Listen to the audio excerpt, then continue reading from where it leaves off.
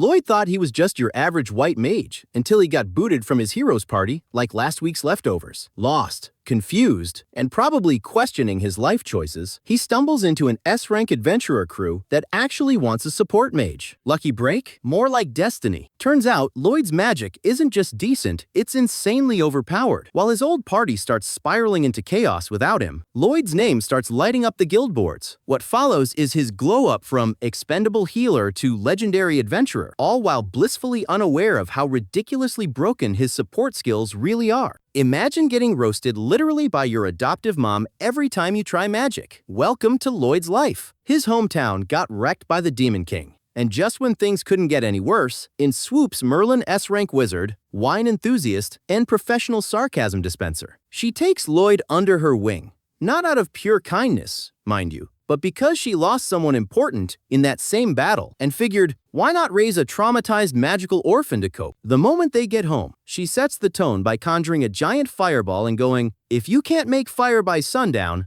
no dinner for you. Tough love at its finest. Poor Lloyd sweats it out all day trying to spark a flame. When he finally does, excited like a puppy, Merlin snuffs it out and roasts him medium rare with her own spell. You call that fire? This is fire, she basically says, while flambeing him on the spot. And that's just day one. Next, she shows him how to summon water. Lloyd nails it on the first try and gets waterboarded for his efforts. That's Merlin's way of saying, nice job, but you still suck. This becomes a daily routine. Lloyd busts his butt learning magic, and Merlin constantly tells him he's got no skills while casually demonstrating spells that would make gods cry. Even when Lloyd sculpts her out of ice, she turns it into a magical kaiju to flatten him, just to prove a point. Still, Lloyd doesn't complain. He thinks Merlin is always right and promises to work harder. Then, one day, when she's nursing a hangover the size of a mana storm, Lloyd heals her with a spell. She's all sweet and thankful until she drags him back outside to train again. No rest for the white mage.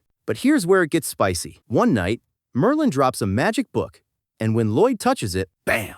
Ancient knowledge downloads straight into his brain like he just plugged into a magical matrix. He passes out cold. Merlin freaks out. Why? Because this kind of thing only happens to the Chosen One. And last time that happened, her old party leader died using ancient magic to save a city from the Demon Lord's self-destruct tantrum. Merlin swore never to let that happen again. So she seals the ancient knowledge in Lloyd's brain with a kiss spell and pushes him into support magic instead, hoping he never realizes just how cracked he really is. Years pass, and Lloyd becomes a full-blown teenager with magical skills and an innocent personality that screams, protect at all costs. But when Merlin starts overworking him like a startup intern, making him invent spells at 2 a.m., he finally hits his breaking point. One night, he packs a bag, leaves a magazine about the city on his desk, and runs away from home to live his best adventure life. Once in the city, Lloyd blows all his cash on food and tries to find a job. That's when he gets scouted by an adventuring party led by Alan, your typical hotshot, sword-swinging pretty boy. Their first mission?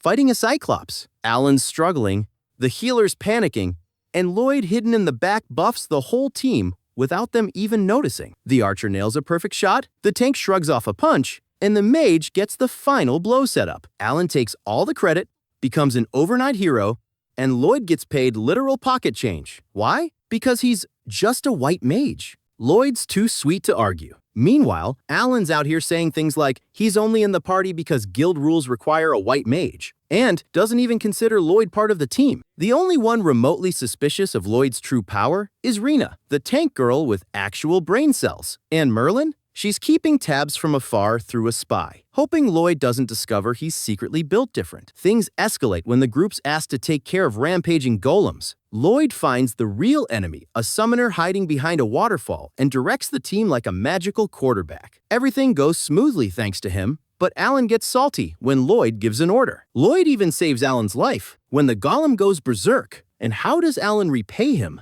By firing him on the spot. Lloyd, bless his heart, just accepts it. He starts looking for a new party, but no one wants a useless white mage. That's when a frantic pink-haired girl storms into the guild needing a support mage as soon as possible. The receptionist points at Lloyd like, well, he's free. And without another word, she grabs Lloyd and drags him into a whole new adventure. Okay, so remember that pink-haired girl, Yui? Turns out she's not just a bubbly swordswoman, she's a full-on badass. and the leader of an S-rank adventurer party. Recently, her crew went on a mission to take down some bandits, which they mostly breezed through. The bandits didn't stand a chance, until their boss got a little too dramatic and summoned a massive stone golem like he was in a final boss battle. Problem was, that rocky monster laughed off magic and shrugged off most physical attacks, like mosquito bites. Yui, being the party's strongest hitter, charged in with a flashy attack and left a scratch. That's it. Just a scratch. Realizing she'd need some backup, she called for their white mage, Clum, to cast a strength buff. But Clum, she was spaced out, probably daydreaming about carbs or something. Thankfully, she snapped back to reality just in time to cast the spell. And boom, Yui actually wrecked the golem with her next strike. Victory secured. After the fight, Yui pulled Clum aside like, "Girl, what was that?" Clum apologized, explaining she was dealing with heavy personal stuff. Her sister, Sylvie, was sick, really sick. So Clum handed in her resignation on the spot to care for her. Fast forward to the present, Yui has found a potential new white mage Q, Lloyd, our one-of-a-heck protagonist. She literally grabs his hand and drags him back to their base like she just caught a rare Pokemon. Her teammates Dagas, a tank, Cross an archer, and Silica, mage all stare at him like, did she just bring home a stray? Yui's so excited, she introduces Lloyd to the team before even asking his name. When he points that out, everyone facepalms. Yui, you sweet disaster. Dagas and Silica apologize for the chaos and try to tell her, gently, that Lloyd probably isn't cut out to replace Clum. After all, the next mission is an A-rank one, and only S-rank parties can accept it. And all other S-rank groups are out of town, so it's them or nobody. Lloyd, naturally, wants to help, but cue the self-doubt again, he thinks he's too weak. Just as he's mentally spiraling, Yui tells the others to give him a chance. A test, perhaps? So they head to the woods, and Yui tells Lloyd to cast an enchantment spell on everyone. Dagas, Cross, and Silica are like, whoa,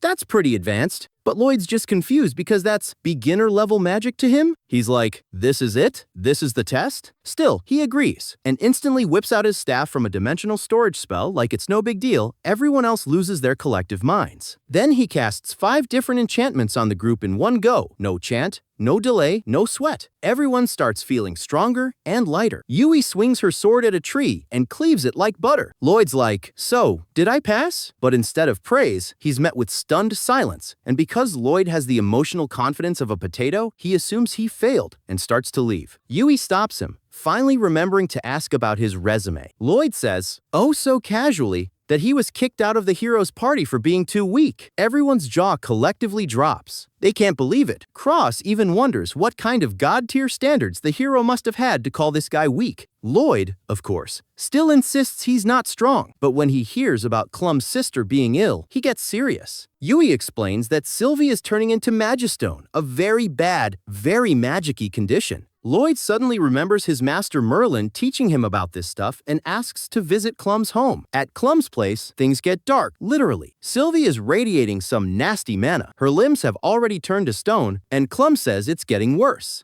Lloyd asks to help. Clum's skeptical, every expert said Sylvie was beyond saving, but eventually agrees. Lloyd suspects she was wounded by a high-purity Magistone in a place with dense mana. Clum confirms. It happened during a mission inside a cave. Lloyd inspects the wound and gets to work. He first casts a mana absorption spell to suck out the corrupted energy, then follows up with a high-tier healing spell, both of which he created himself. According to Clum, this kind of dual casting is basically white mage wizardry. No one else can do. Slowly but surely, Sylvie's body turns back to normal. She even wakes up. Clum cries in relief. And later, she tells Yui that once Sylvie recovers, they'll return to adventuring together, but until then, she wants Lloyd to take her place in the party. Lloyd, predictably, tries to decline, calling himself unqualified, but Clum just tells him to follow his heart. Back at base, Yui and the gang throw a huge feast to celebrate Sylvie's recovery and thank Lloyd. Despite feeling unworthy, Lloyd finally realizes how kind and supportive these people are, and after some classic anime-style hesitation, he asks shyly but sincerely if he can join their party. Yui and the rest erupt in excitement and officially welcome him to the team. They throw a welcome party just for him, insisting he eat all he wants. Lloyd, once again, thinks he's not strong enough, but maybe, just maybe, he's finally found a place where he belongs. Lloyd's eating like he just discovered food exists, and honestly, his new party members are living for it. They're like, dude, you good? And he's just shoveling it in. eyes sparkling. Turns out, Lloyd thinks the food in town is incredible, which completely baffles everyone because, well, it's basic, like cafeteria-level basic. But for Lloyd, it's a 5-star experience. Why? Because back in his hometown, his meals were whatever his teacher yanked out of the dirt or hunted with zero seasoning, wild mushrooms, mystery meat, and bon appetit. So yeah, this bland town stew, it's heaven to him. Naturally, Yui's curiosity switches from food to Lloyd's mysterious mentor. Who raised this boy on forest scraps and taught him magic? Lloyd casually drops that his teacher, Merlin, wasn't your typical white mage, more like an explosions every Tuesday kind of spellcaster. Silica's jaw drops because Lloyd turned out to be so pure and gentle, but apparently his teacher was basically a magical warhead. Lloyd warns them not to wish to meet Merlin unless they enjoy chaos and trauma. Anyway, food talk shifts to mission talk. Time for a strategy sesh. Dagos explains that their current quest is to deal with monsters trashing local farms. Pretty standard, until they realize these monsters have teamed up, like a whole villain squad. Even the party is shocked by this. Cross points out that mobs are tough for physical attackers like him and Yui, so Silica's wide area magic will have to do the heavy lifting. But that stuff eats up mana like crazy. So they all turn to Lloyd like, "Hey, can you blast things?" He's like, "Kinda? I can throw out a few firecrackers, but don't expect fireworks." So, new plan. Dagas and Yui will herd the monsters, Silica nukes them, Cross protects the casters, and Lloyd is on heal duty. Classic squad setup. Mission talk done, they head to the inn well, everyone except Lloyd. Turns out, our guy's too broke to afford a bed. Dagas, absolute king behavior, hands him a pouch full of gold that makes Lloyd's jaw hit the floor. It's more money than he's ever seen. He tries to decline, but Dagas says it's coming out of his paycheck, so technically, it's just a very aggressive loan. The next morning, Yui's shocked to find everyone bag-free. Where'd all the luggage go? Lloyd used his magic storage spell like a walking U-Haul. Everyone's so impressed. And Lloyd's like, "Wanna learn it?" They're all floored. No one else can do that, but he promises it's not hard, it just takes a little practice. They set off on their monster-busting journey, and Lloyd learned something valuable. Long quests are actually fun when you're not dying from lugging heavy bags. They make it to their first camp way ahead of schedule, thanks to Lloyd's magical backpack skills. While the girls prep for a river bath, Lloyd heads into the forest to gather firewood. He spots some nostalgic fruit from his childhood and thinks, "Hey, let's treat the gang." But then the horror music Yui screams. Lloyd bolts toward the noise and finds a massive snake monster attacking the towel-clad girls. He throws himself into the fray, giving them a chance to run to shore. Once they're somewhat covered, he tosses them their weapons and buffs them up with enchantments. Yui jumps back in, slices the serpent like a boss, but its head still fights back. Silica finishes it off with a fireball. She's shocked at her power boost, not realizing it's Lloyd's buffs doing the heavy lifting. After the dust settles, Yui casually asks Lloyd to stash her sword back into his storage, but oops, her towel drops. Lloyd gets a full blast of fan service, panics, and gets smacked. Not his fault, but anime logic demands a slap. Back at camp, Lloyd starts teaching everyone how to use magic storage. He tells them to open a space with their palms, but they look like they're miming balloon animals. He feels like a terrible teacher, but then Silica tries an incantation and it works. Turns out they just needed to chant. With a little practice, Silica stores her staff while the others struggle a bit. That night, while everyone sleeps, Lloyd and Yui are on watch. They have a little heart-to-heart. Yui thanks him for joining the team, and Lloyd's like, "Hey, I was unemployed, so thanks for the job." He asks why she's so serious about this quest, and she shares that her village was wiped out by monsters when she was a kid. She's doing this to save others from that same pain. Before the moment gets too heavy, Lloyd shushes her dangers nearby. Spider monsters incoming! Yui wakes the team, and they try to retreat, but she steps on a twig. What classic horror movie move? And now they're surrounded. Spiders start spitting webs like they're in a silk-making contest. One even steals Silica's staff. Panic sets in, but Lloyd takes command. He buffs the crew, and Yui cuts their way out. Cross returns Silica's staff, and Yui goes full anime ninja, slicing spiders mid-air while surfing on web shots. Lloyd tells Silica and Cross to join the fight. Silica conjures fireballs, and Cross launches arrows through them, lighting up the monsters like fireworks. The spiders are roasted, the team wins, and Lloyd has a moment of, "Wait, I was shouting orders like a boss back there." He apologizes, but the squad's like, "Nah, you've got leader energy. Keep doing that." Next morning, everyone's mastered the storage spell and proudly carries their own gear. They march onward, and Lloyd, still baffled, keeps wondering what were those weird spider monsters doing there in the first place.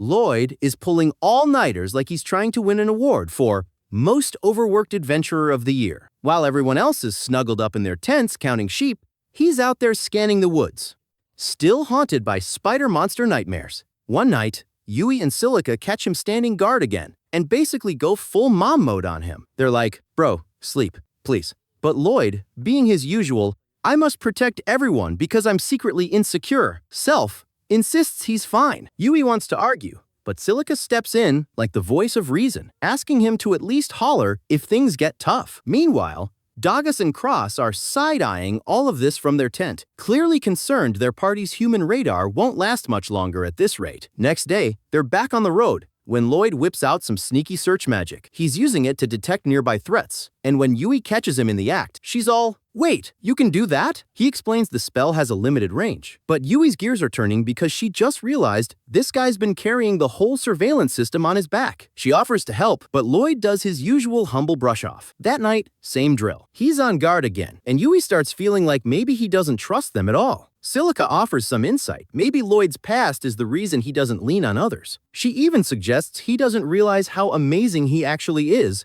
and overworks himself to compensate. Yui's intrigued, but Silica says he'll open up when he's ready. Enter Dagas with a classic, "Come help me with something" move. He drags Lloyd off to set up a monster tripwire basically, a magical booby trap that goes, "Ding ding, incoming danger!" Lloyd is genuinely impressed, but of course, Mr. Perfectionist says, "Nah, I got this. I'm better than the alarm." That's when Dagas hits him with the big question, "Do you not trust us?" And emotional damage. Lloyd flashes back to being told he's useless by Merlin and his old boss, and admits he's scared of letting the team down. But Dagas isn't having it. He tells Lloyd straight up, "Mess up. That's what we're here for. We're a team, dude." For Lloyd, that's basically a life-changing TED Talk. He actually smiles and even asks Yui for help fetching water the next morning. Baby steps. Meanwhile, shady things are happening behind the scenes. Some noble named Michelle is plotting with a dark mage who planted magistones, aka cursed Wi-Fi routers, all over the place. Their evil plan is working because the top adventurers are scattered and only the hero's party remains a threat. But Michelle isn't worried. According to him, the hero can't do squat unless the king gives the green light. Back to our crew. Lloyd starts noticing the woods are suspiciously monster-free. He expands his search spell radius and finds a whole horde about 10 kilometers ahead. Cross notes that's dangerously close to the farmlands they're supposed to protect. Yui, ever the curious one, is like, "You said the range was small. That's 10 kilometers. Lloyd shrugs like it's no big deal and triggers Yui's dramatic rage. But they quickly shift focus and race to the farmlands, where they find a sea of wolf monsters. Lloyd's more worried about the fact that this is the only group he can sense. Where are the rest? That's when Cross, with his eagle eyes, spots something fishy, literally a creepy black rock in the middle of the wolves. Lloyd uses a spell to give himself and the team telescopic vision, and it's a magistone, pumping out evil vibes. Lloyd realizes it feels like beast folk mana and recalls how they can control monsters. He runs another scan, and yep, another wave of monsters is inbound. That's the end of the recap. Let us know if you want part 2 by leaving a comment in the comment section down below. Also, don't forget to like this video and subscribe to our channel to avoid being virgin forever. See you guys in the next video.